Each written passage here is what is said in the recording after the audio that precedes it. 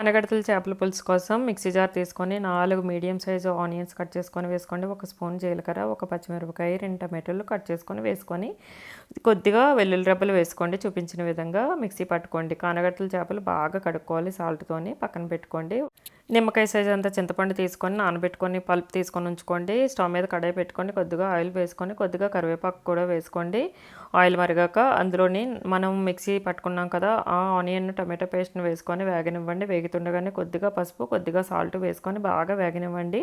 Oil తేరే వరకు వేపుకోవాలి. ఇదిగోండి ఆయిల్ తేరింది. సో ఇప్పుడు 1½ స్పూన్ కారం అయితే వేసుకోండి.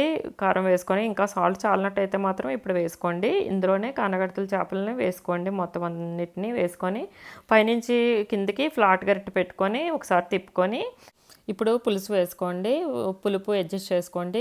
పులుసు 10 నిమిషాలు మరిగితే సరిపోతుంది. పులుసు మరుగుతుండగానే కరివేపాకు, 1 పచ్చిమిర్చి లాస్ట్లో